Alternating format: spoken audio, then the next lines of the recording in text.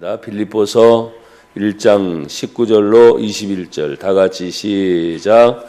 이것이 너희의 간구와 예수 그리스도의 성령의 도우심으로 나를 구원에 이르게 할 줄 아는 거로 나의 간절한 기대와 소망을 따라 아무 일에든지 부끄러워하지 아니하고 지금도 전과 같이 온전히 담대하여 살든지 죽든지 내 몸에서 그리스도가 존귀하게 되게 하려 하나니 이는 내게 사는 것이 그리스도니 죽는 것도 유익함이라.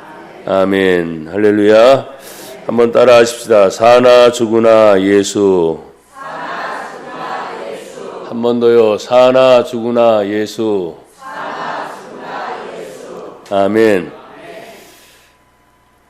만약에 여러분에게 갑자기 당신은 왜 사십니까? 라는 질문을 여러분에게 던진다면 여러분들은 어떤 답변을 하시겠어요? 왜 사십니까?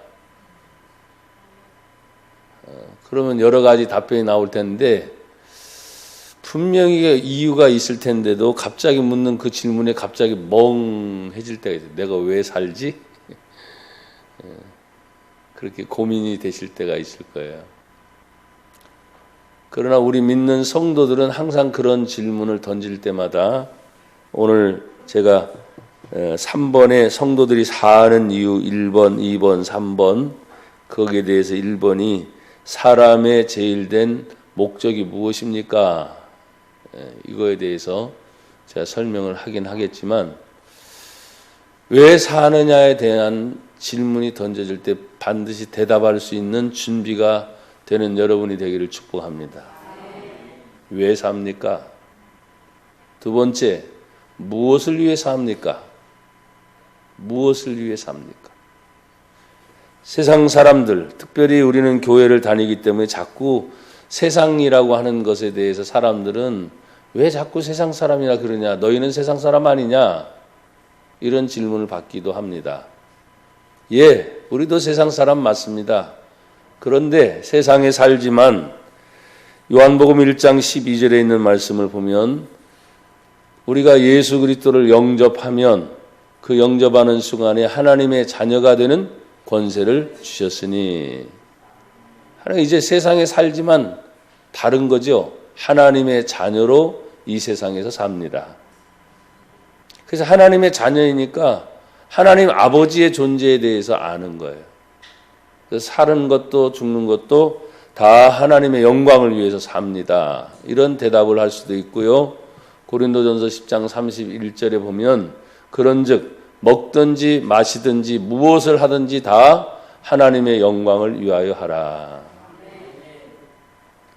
사람이 먹는 거 빼면 얼마나 그렇죠? 낙이 없어요. 또 사람이 막 일을 하고 난 다음에 쉬고 싶어서 잠을 자야 되는데 잠을 못 자요. 이것처럼 답답한 일이 없어요. 근데 하나님이 시편에 있는 말씀을 읽다 보면 하나님이 사랑하는 자에게 뭘 주신다? 잠을 주신다. 예배 시간에 자는 거 말고요. 우리가 신체 리듬을 따라서 잠을 자는 것이 정상인데 못 자는 거예요. 신경이 너무 예민하고 또 주변의 일들이 너무나 복잡하고 또 우리가 스트레스를 받는 일들이 너무나 많아서 그냥 누우면 잠을 자야 되는데 그러지 못한 거예요. 며칠 전에도 저희 아들과 대화를 나누다가 참 아버지에게 이제 아빠라 그러는데 아버지라고 그러는데 참 좋은 게 있대. 뭐냐면 저는 누우면 자거든요. 길어봤자 5분 안에, 짧으면 1분 안에. 어떻게 그렇게 잘 수 있냐 이게. 제가 거꾸로 이렇게 말했습니다. 너는 어떻게 그렇게 못 자냐, 젊은 놈이.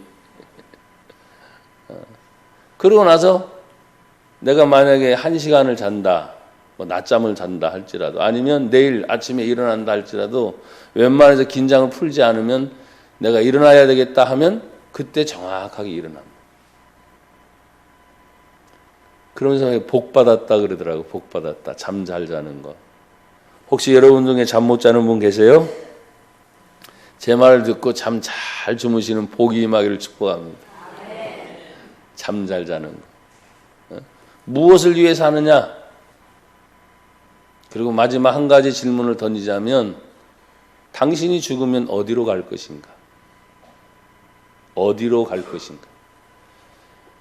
세상 사람들 말하면 죽으면 끝이죠. 뭐가 또 다른 세상이 있습니까? 하는데 분명히 말합니다. 세상은 두 가지예요. 이 세상이 있습니다. 그리고 저 세상이 있습니다. 이 세상은 육신의 죽음으로 끝나는 세상이 이 세상이라면 저 세상은 하나님이 우리에게 영혼을 주셨기 때문에 이 영혼이 성경에 말합니다. 예수를 믿으면 예수님 때문에 죄 사함 받아서 죄 사함 받은 그 영혼은 영생 천국이다. 할렐루야. 저 세상, 영원히 사는 또 다른 세상이 있다는 거예요. 여러분, 우리는 이것을 저 세상이라 표현하지 않고 뭐라고 해요? 천국이다. 그래, 천국이다.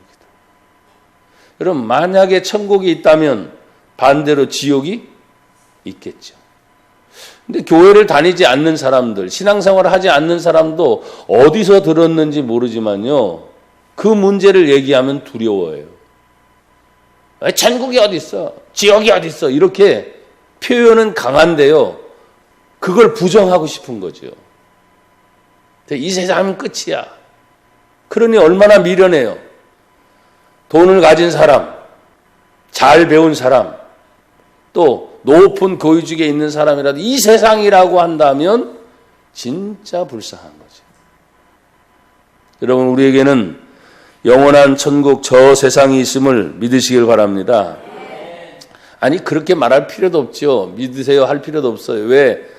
성경에서 하나님께서 말씀을 해주셨기 때문에 이것은 이 믿는 사람들만이 성경을 믿는다 이렇게 말하는데 그렇지 않아요.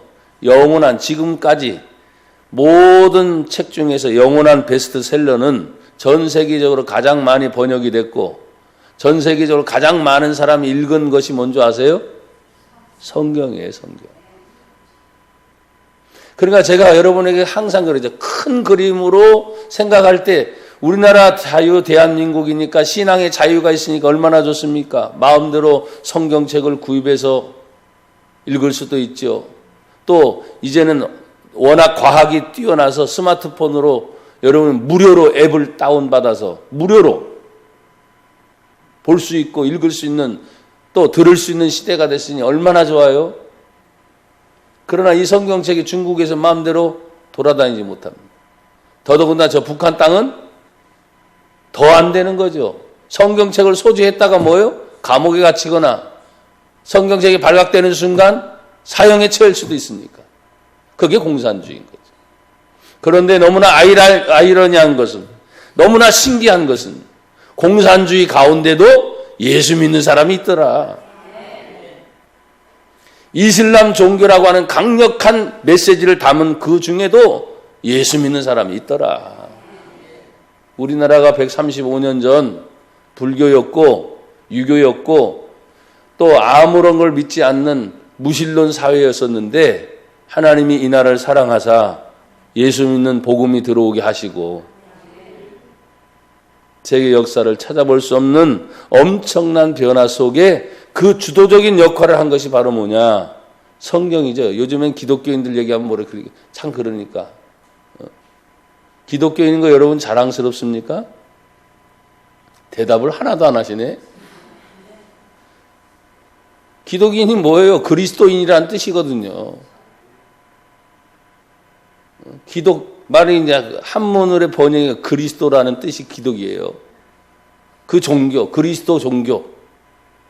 그런데 이것이 자꾸 변질이 돼 가니까 나는 여러분에 말했습니다. 좋은 변화가 일어나는 것은 좋지만 음식이 오래되다 보면 썩고 또 변질되면 먹을 수가 없잖아요.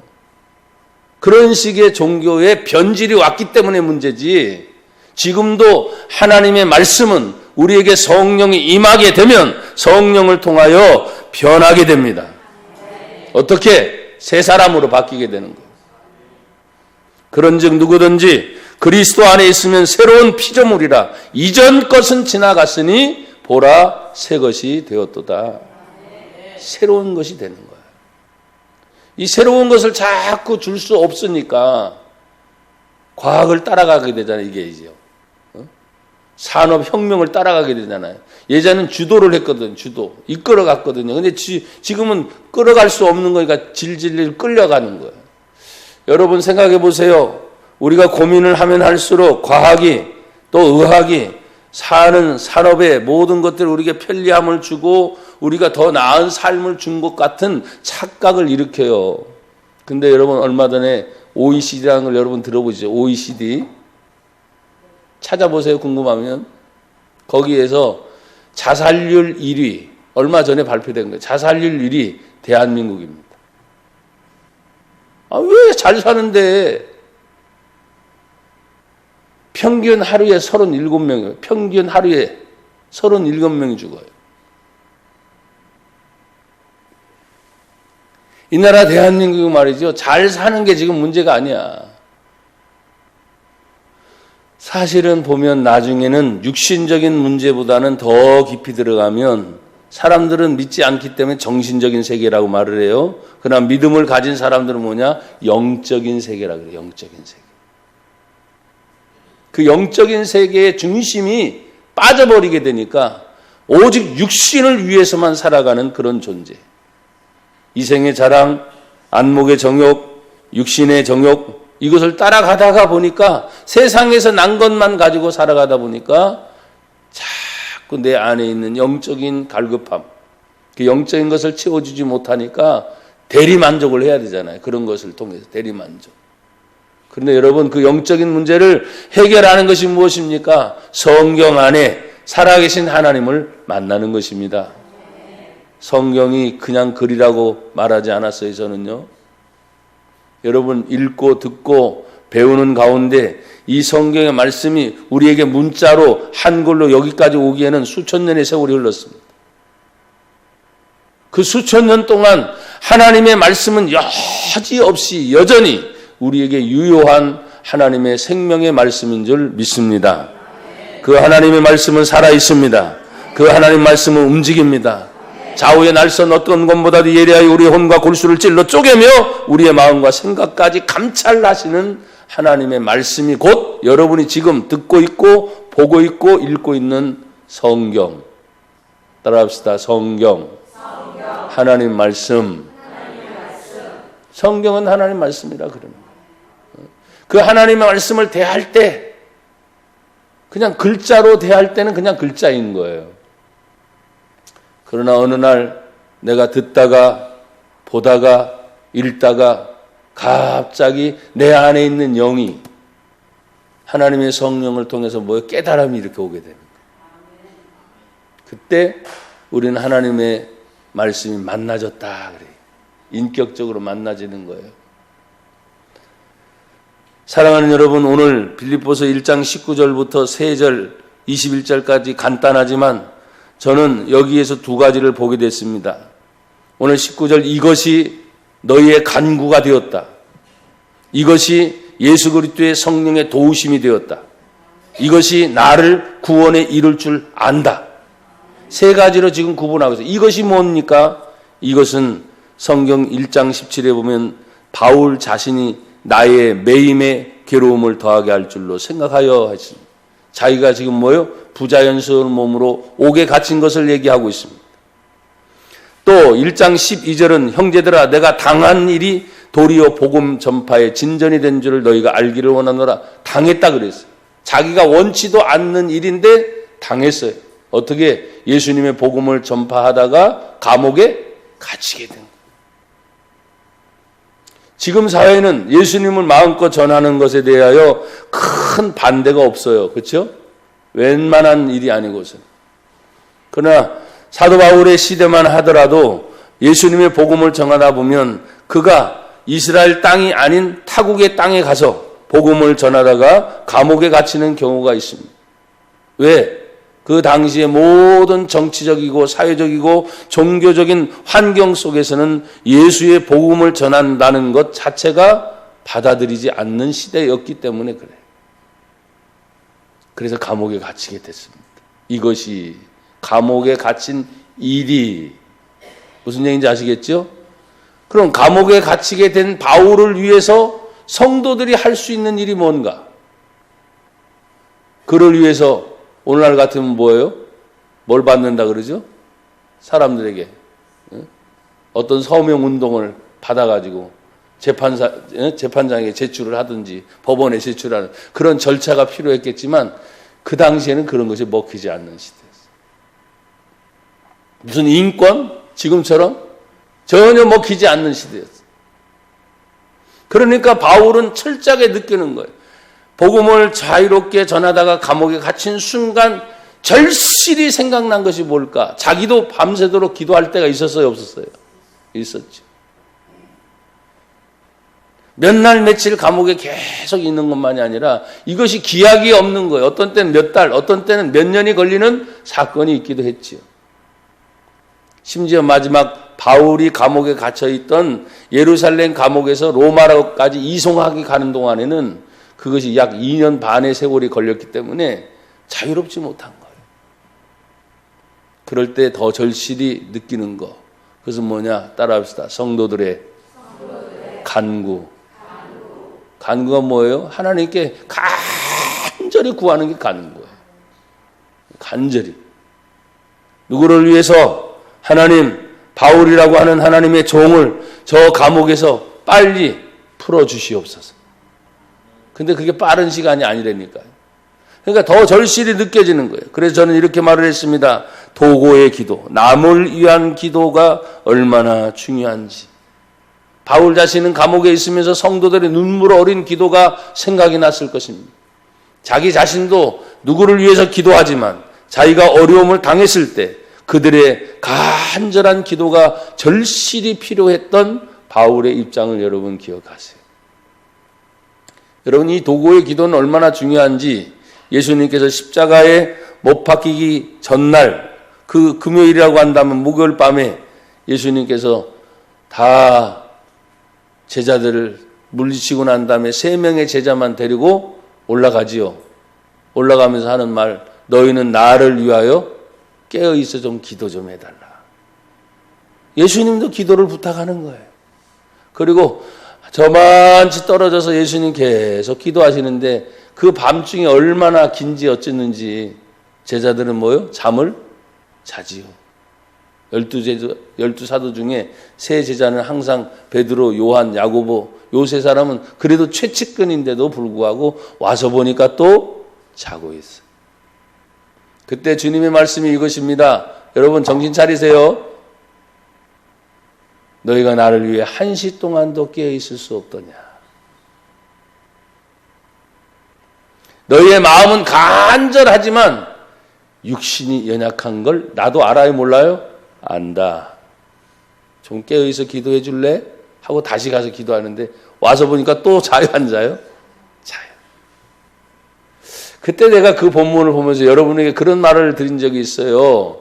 예수님처럼 그 일이 십자가가 당장 죽을 것에 대한 예언적 메시지를 예수님이 알고 있는 사람으로서 만약에 베드로가 그 입장이라면 잠을 잘 수 있겠냐.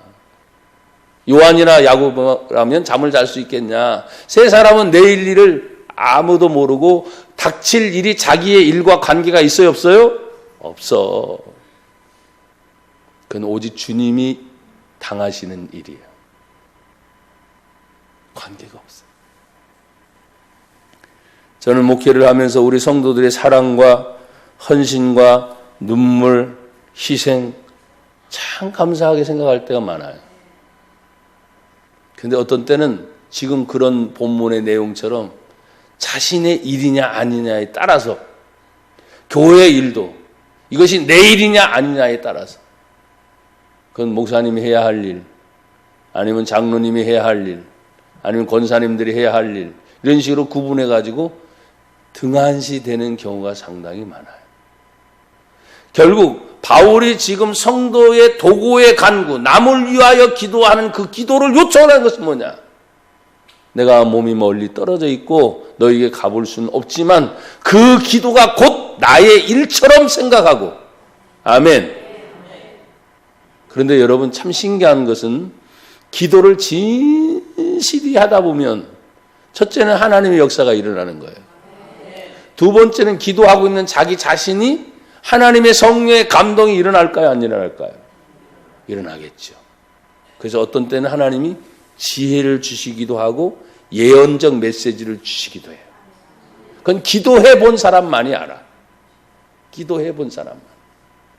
그래서 막 두려워 떨고 있는 사람이 누군가를 위해서 막 기도하는 거예요. 왜? 바울의 문제니까. 그런데 갑자기 평안이 찾아옵니다. 걱정하지 말아라. 염려하지 말아라. 놀라지 말라라. 두려워하지 말아라. 내 종의 문제는 내가 해결할 것이니 너희들은 뭐예요? 지금 빌립보 교회 성도들은 너희 교회의 문제를 가지고 최선을 다하고 또 봉사하고 헌신하고 희생하고 부흥의 전초적인 역할을 감당할 것에 대해서 감동이 분명히 올 거예요. 그래서 기도하는 사람은 남을 위해 기도할 때 자신의 주변의 처지의 문제를 알게 돼요. 바울이 왜 그런 기도의 내용을 요청할까를 저는 생각해 본 거예요. 기도 없어도 자기 혼자 기도해도 되지 않아요? 근데 그렇지 않아요. 그리고 나서 두 번째, 뭐라고 말을 했죠? 성도들의 도구의 기도와 예수 그리스도의 성령의 도우심. 분명히 우리는 개인적인 기도를 통해서 하나님의 성령의 도움이 임하는 줄 믿습니다. 그러나 같은 도구의 기도가 여러분 이미 장소를 초월했죠? 그렇죠? 멀리 떨어져 있단 말이에요. 제가 이번 주 금요일에 기도하시는 분들에게 잠깐 제가 그 얘기를 했잖아요. 미얀마 얘기를. 하지만 하나 안 한 얘기가 있습니다. 그것은 뭐냐면 제가 지금 10월 달이니까 딱 7개월 전 올해 3월 달에 아프리카 가나를 갔다 온 걸 여러분 아실 거예요. 그때 여러분 작년 한 가을쯤에 희한합니다. 하나님이 자꾸 나를 아프리카로 가보라고 하시네요. 내가 말한 거 여러분 기억해요? 원래 제일 가고 싶었던 곳은 우리 교회가 협조하고 있는 아프리카 탄자니아 이진동 선교사. 무려 지금 한 14년의 세월이 흘렀기 때문에 그리고 우리 교회가 그때 가장 힘들고 어려울 때에도 첫 번째 예배당을 그곳에 세워놨기 때문에 그 당시 14년, 15년 전에는 100만 원이면 그냥 아담하게 예배당을 우리처럼 이렇게 짓는 게 아니에요. 아프리카는 너무나 더운 나라니까 그냥 스레트 딱 하고 그 다음에 천장만 막으면 시원해지거든요. 에어컨을 놓을 수가 없잖아요. 거기까지 전기가 안 들어오니까. 그래서 한 25평 내지 30평 정도. 이것에 저 뒤에 하나만 딱 없어지는 정도. 그 정도 예배당을 딱 지을 수 있는 거예요. 그래서 가보고 싶은 제일 먼저 거기를 가보고 싶었던 거예요. 그리고 10여 년의 세월이 지난 동안 예수천 1선교, 2선교, 그 다음에 심지어는 대학교까지 세워졌기 때문에 정말 가보고 싶었는데 내가 이제 갈 형편이 됐잖아요. 그래서 그 형편도 좀 모자라서 내 동역자들까지 다 주변에서 섭외를 했잖아요. 그래서 5명이 함께 갔다 왔지 않습니까? 그 연락을 했잖아요. 한 2주 동안. 근데 연락이 없는 거야. 나중에 알고 봤더니 그것이 어제 그제예요. 금요일 날 저녁에. 지금 어디 계십니까? 하고 다시 혹시나 카톡을 제가 보냈어요. 근데 한국에 들어와 있다는 거예요. 근데 내가 3월 달에 그렇게 가고 싶었는데 왜 목사님 어디 계셨어요? 그랬더니 핸드폰을 분실해. 연락이 안 닿았던 거예요. 연락이 닿으면 어떻게 해요? 바로 제가 그 팀을 꾸려서 아프리카 가나가 아니라 탄자니아로 내려갔겠죠. 가기 전에 어쨌든 십시일반 큰 교회 목사님들이 아닙니다. 저를 포함해서 약 1,400만 정도의 선교 후원금을 먼저 보냈어요. 갔다 오고 난 다음에는 또 교회가 짓다 말아진 교회가 있기 때문에 우리나라 돈으로는 생각이 안 돼. 어마어마 큰 돈들이 많이 들어가야 돼요, 우리나라는. 하지만 거기는 또 한 교회가 한 1,500 정도면 다시 교회가 세워진다는 걸 알고 갔다 온 팀을 다시 야, 우리가 여기까지 마무리를 해주자. 그래서 1,500만 원을 우리가 다 해서 한 달 만에 다 만들어서 보내주었어. 내가 그렇게 할 수 있는 위치가 됐는데 목사님 참 안타깝네요. 그랬더니 다 하나님의 뜻이 있는 거예요. 거기에 대한 내용은 다 말할 수는 없지만 제가 뭘 말씀을 드리냐, 예수 그리스도의 성령의 도우심이 감옥에 있는 바울에게 임했을 때 그냥 편지의 서신으로, 내가 지금 일어난 일에 대해서 자세히 설명을 안 했지만 바울은 빌립보 교회만 이야기가 들어오는 게 아니에요. 제1차 전도여행부터 제5차 전도여행을 다니면서 심지어 이 빌립보 교회는 사도행전 16장을 근거로 해서 무려 몇 년의 세월이 지났다고 했어요, 우리 성도들? 10년의 세월이 지나고 난 다음에 이 빌립보 교회를 향해서 편지의 서신을 썼기 때문에 10년 사이에 얼마나 많은 일이 일어났겠습니까? 그리고 10년 동안 복음을 전하러 다니면서 죽을 고비를 많이 넘기고 성경을 읽다면 강도를 만난 적도 있고 구려를 당한 적도 있고 태장을 맞아서 죽을 뻔한 적도 있고 그런 위기를 겪고 난 다음에 교회는 교회대로 부흥하고 성장했던 이곳에 바울이 감옥에서 예수 그리스도의 성령의 도우심을 어떻게 입었을까? 그게 뭘까? 여기 문맥은 짧잖아요.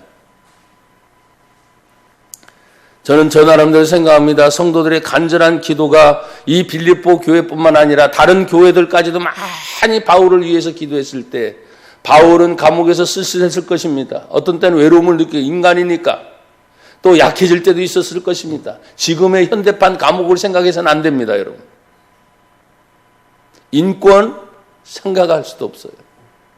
또 좋은 급식 생각할 수도 없어요. 좋은 환경 생각할 수도 없어요. 그런 데서 그가 그걸 유지할 수 있었던 것은 뭐냐면 오직 하나님의 성령이 자기를 붙잡아 주시는 거예요. 그것이 누가 성도들의 같은 기도를 느낄 수가 있는 거예요. 멀리 떨어져 있지만 그 일을 간구함으로 간구하시는 그 성령의 도우심이 예수 그리스도의 성령이라고 말씀을 하고 있어요. 여러분, 우리는 어디를 떠나 있어도 또 무슨 일을 해도 믿는 성도들의 도구의 기도, 함께하는 기도가 반드시 성령의 도움이 일어날 줄 믿습니다. 그리고 그 자신이 나를 구원에 이르게 할 줄 아는 거로 그랬어요. 아니, 바울이 구원받은 사람인데 왜 이 얘기를 갑자기 꺼냅니까? 나는 이 본문의 이 내용을 읽으면서 바울이 심적으로 굉장히 약해졌구나. 강한 은사의 체험을 하고 하나님의 강력한 성령의 도움을 받았던 그 자신도 감옥에서 있을 때 표현하지 못할 많은 일들이 지나갔을 때 나를 구원에 이르게 할 줄 안다. 여러분, 구원을 말하면 바울이 구원받지 않았을까요? 그렇지만 오늘 본문의 내용을 보면은 나를 구원에 이르게 할 줄 안다. 이게 성도들의 기도가 없이는 안 되는 것을 얘기하고 있어요. 그렇습니다. 종종 성도들은 목사님의 기도 중요하지요. 우리 교회도 성도들의 숫자가 많지 않기 때문에 제가 애들 이름까지 하나하나 다 부르면서 기도할 때가 참 많습니다. 그때 딱 두 가지입니다. 어떤 때 이름을 불러서 쭉 내려가 마음이 상당히 편하면 이름 부르고 할렐루야 아멘 감사합니다. 사실 그게 제일 좋아요. 평안하다는 증거니까. 두 번째, 한참 머무릅니다. 혹시라도 이 가정에 무슨 일이 생기지 않았나. 불편해질 때가 있어요. 기도를 하는데. 그럼 하나님, 아직 모르잖아요, 제가 무슨 일이 일어났는지. 하나님 도와주십시오. 혹시라도 어려운 문제가 생기면 잘 이길 수 있도록 하나님 능력을 주십시오. 조금 한참 머물러지는 가정이 있어요. 그게 다 나쁘다는 건 아니야. 조금 불편한 기색이 있을 수 있어요. 그리고 또 세 번째는 진짜 문제가 일어나서 그 문제를 붙잡고 기도해야 될 가정들이 또 생기는 거예요. 우리가 예배를 드리면서 또 개인적으로 그런 얘기는 다 나누지 못하지만 오늘 바울 자신이 내가 구원에 이르게 할 줄 나는 안다 했을 때 그런 내용의 모든 절차를 보면 지도자 자신도 약해질 수가 있거든요. 그때 얘기합니다. 목사님은 하나님이 계시잖아요. 예, 하나님이 당연히 계시죠. 거꾸로 말하면 성도님들, 여러분 하나님 안 계십니까? 계시죠. 근데 중요한 것은 성도의 공동체라는 공동체. 내가 당신을 위해 기도하고 당신은 나를 위해 기도할 때 우리 안에 역사하신 하나님의 성령은 하나가 되게 하시고 연합을 이루게 될 줄 믿습니다. 그래서 너희의 간구가 벌써 시작이 되고 20절에 보면 이제 바로 자기 자신의 이야기를 쓰고 있는 것을 볼 수 있어요. 그래서 여러분 20절은 제가 이렇게 표현했습니다. 지도자의 기대와 소망은 그랬어요. 20절 다 같이 한번 읽어요. 시작. 나의 간절한 기대와 소망을 따라 아무 일에든지 부끄러워하지 아니하고 지금도 전과 같이 온전히 담대하여 살든지 죽든지 내 몸에서 그리스도가 존귀하게 되게 하려 하나니. 아멘. 이거 지금 문제는 지금 자기 자신의 문제입니다. 시작은 성도들의 기도와 간구, 예수 그리스도의 성령의 도우심, 그리고 구원의 확신에 대한 문제까지 얘기하지만 이제 내 기대와 간절한 소망이 무엇인 줄 아느냐? 여러분, 우리가 예수를 믿으면서 어떤 일에든지 부끄럽지 않는 사람이 되는 거, 이건 참 쉽지 않습니다. 오늘날 왜 한국 교회나 성도들이 욕을 먹는 이유 중에 이런 부분이에요.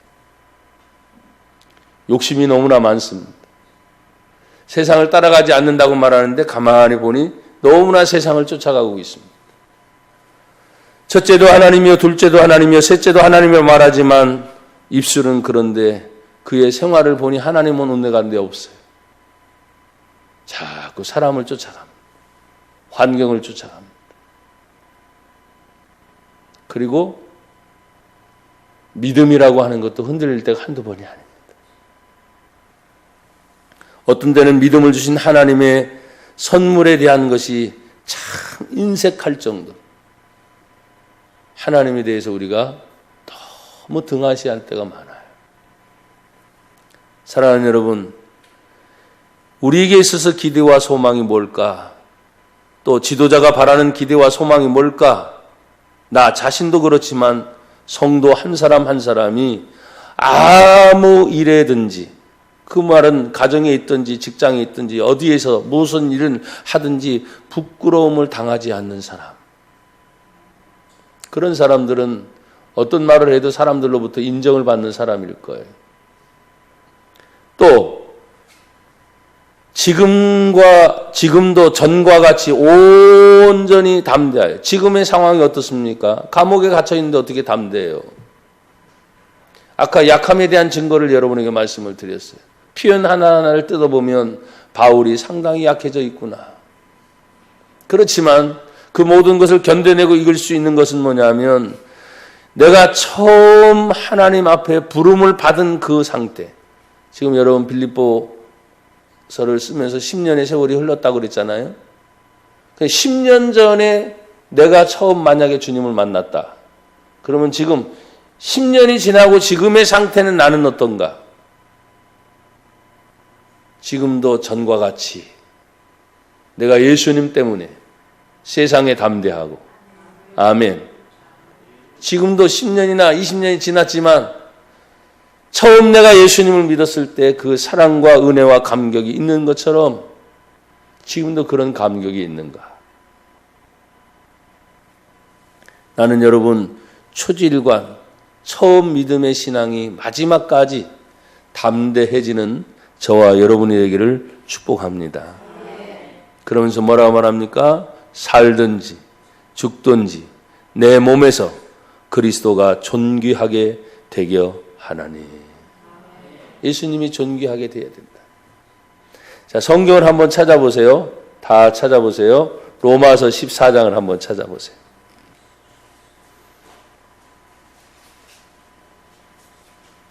로마서 14장 8절 9절입니다. 찾으셨어요? 예, 같이 읽어요. 로마서 14장 8절 9절 시작. 우리가 살아도 주를 위하여 살고 죽어도 주를 위하여 죽나니 그러므로 사나 죽으나 우리가 주의 것이로다. 왜냐? 9절 시작. 이를 위하여 그리스도께서 죽었다가 다시 살아나셨으니 곧 죽은 자와 산 자의 주가 되려 하심이라. 아멘. 복음이 무엇입니까? 예수님이죠. 예수님이 우리의 죄를 위하여 십자가에 죽으셨다가 다시 3일 만에 부활하심을 우리는 믿습니다. 그런데 오늘 9절에 그렇게 말했어요. 이를 위하여 그리스도께서 죽었다가 다시 살아나셨으니, 부활하신 이유가 뭐냐? 곧 죽은 자와 산 자의 주인이 되시려고 예수님이 다시 사셨다. 그러니 내가 살아도 예수를 위해 살고 죽어도 예수를 위해 죽을 수 있는 이유가 분명히 있어요, 없어요? 있는 것입니다. 돈을 위해 우리는 살지 않아요. 아셨어요? 어떤 욕심을 위해 살지 않아요. 오늘 사나 죽으나 내 몸에서 그리스도가 존귀하게 되기를 원한다 하는 그 마음을 기억하고 이제 성도들이 사는 이유가 뭐냐 하는 것에 대해서 몇 가지만 살펴보겠습니다. 여러분, 우리 교회는 대한예수교 장로회입니다. 그리고 교단은 합동측인데 어쨌든 우리 교단은 한국에서는 다 정통으로 인정을 받고 있는 교단이기 때문에 교단상에는 문제가 없어요. 그래서 이 장로교 안에서 특별히 이제 웨스터민스터 신앙 고백이라고 하는 것이 아주 유명해요. 근데 그 첫 번째 제1문 1답이 뭐냐 하니까 사람의 제일된 목적이 무엇입니까? 여러분 주보에 제가 적어놨죠. 성도들이 사는 이유는 첫 번째 소위문답 1문 1답에 사람의 제일된 목적이 무엇입니까? 그대로 읽으세요. 시작. 사람의 제일된 목적은 하나님을 영화롭게 하고 그를 영원토록 즐거워하는 것입니다. 아멘. 혹시라도 여러분 이제 예수를 믿고 어떤 사람들이 갑자기 어떤 질문을 던집니다. 그 질문의 첫 번째가 뭐라 그랬어요? 당신은 왜 사십니까? 물으면 대본에 이 대답이 딱 나와야 돼요. 아셨어요? 아니면 이것도 다 외우지 못하면 그냥 나는 이제 하나님 영광을 위해 삽니다. 당신이 왜 삽니까? 하면 믿는 자의 고백이 될 수 있기를 축복합니다. 오늘 본문은 다시 이제 두 번째로 21절에 보면 이는 나에게 사는 것이 그리스도니 죽는 것도 유익하다 이런 표현을 했습니다. 한번 또 따라 합시다. 예수를 가진 자가 모든 것을 가진 자다. 그게 믿어져요? 참 우리는 이 세상에 살면서 예수 외에도 집도 가져야 되고 좋은 자동차도 사야 되고 직장에서는 직장 생활하든지 사업을 하든지 남들 앞에 번번이 딱 직장을 말할 수 있고 사업도 더 번창하고 맞아요. 틀린 말이 아니에요. 근데 사람이 우선 개념이 자꾸 바뀌는 거예요. 첫 번째가 뭐냐? 여러분 내가 예수 믿는 사람으로서 첫 번째가 뭐냐? 할 때 예수보다도 먼저 돈인 사람이 있을 수 있어요. 세상 명예가 먼저 있는 사람이 있어요. 그러면 주객이 전도됐다는 거죠. 분명히 우리는 신앙을 통해서 주인 되신 분이 예수님이다. 가르침을 받았고 구원받은 것도 그분을 통해서 구원받았다 하면서 우리는 늘 입술로는 고백하는데 생활로는 다른 것이 내 주인이 되었다. 그래서 우리는 이걸 이율배반적인 신앙이라고 해요. 이율배반적인 신앙. 그리고 자기 필요할 때만 하나님을 찾으니 이것이 우리가 말하는 기독교 정신이 아닌 거죠. 마치 샤머니즘 중에 우리가 필요할 때마다 그 어떤 신에게 빌어서 내 필요만 채워지면 된다는 식의 기복적인 신앙을 우리는 그렇게 기독교 신앙이라고 말하지 않아요. 첫째도 예수, 둘째도 예수, 셋째도 예수. 나머지 부가적인 것들이 많이 있죠. 그 뒤에 나에게 필요한 것들을 채워주시는 하나님의 은혜를 생각할 때 오늘 본문의 마지막은 죽는 것도 유익하다? 글쎄요. 여러분 죽음에 대해서 나나 여러분이 심각하게 생각해 본 적이 별로 없죠. 근데 간단합니다. 여러분의 호흡이 그냥 딱 멈추는 순간 자다가도 갈 수 있어요.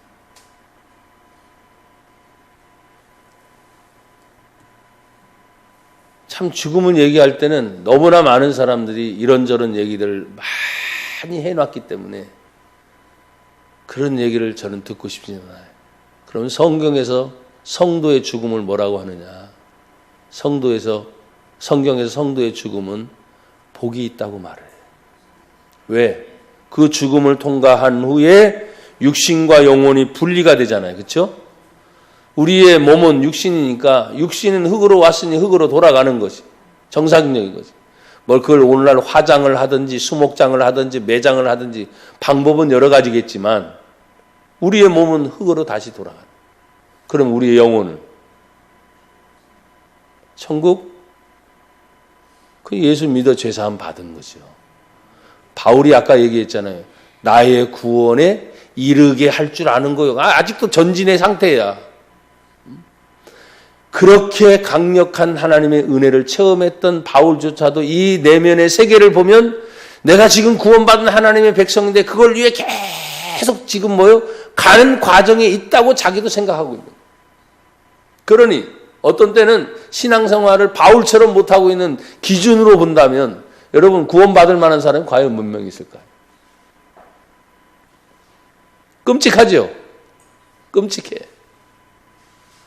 그렇지만 우리는 확신을 갖습니다. 어떻게 해요? 내가 예수를 믿으면 그 예수님 때문에 구원받습니다. 변함없는 사실이니까. 그런데 바울 자신은 부활하신 예수님을 직접 자기가 만났잖아요.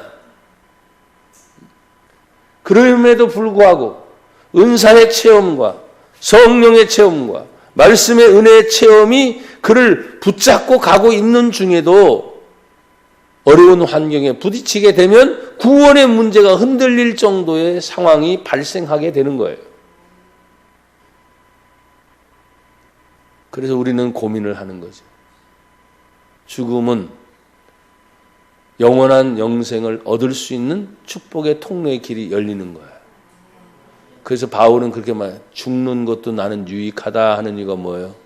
비로소 주님이 약속하신 하나님의 세계에 갈 수 있는 길이 열리기 때문이다. 그게 두려운 것이 아니에요. 무서운 것이 아니에요.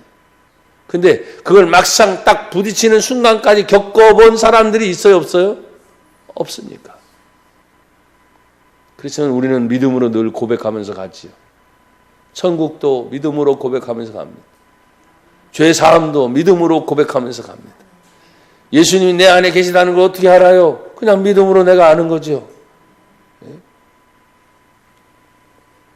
오늘 우리는 다시 한번 이 말씀을 생각하면서 사나 죽으나 그 예수 구원의 놀라운 은혜 안에 여러분 풍성한 삶이 되기를 주의 이름으로 축복합니다. 기도하겠습니다. 하나님 아버지 감사합니다. 저희를 늘 복 있게 하여 주시고 오늘도 성도들의 기도 소리 또한 지도자의 기도와 또 말씀의 가르침이 우리로 하여금 오직 예수를 위해 살게 하는 길로 열어주시니 감사합니다. 저희를 마지막 시대에 살아가는 하나님의 성도로서 바르게 성경을 알고 예수 안에 살게 하옵소서. 예수님 이름으로 감사하며 기도 올립니다. 아멘.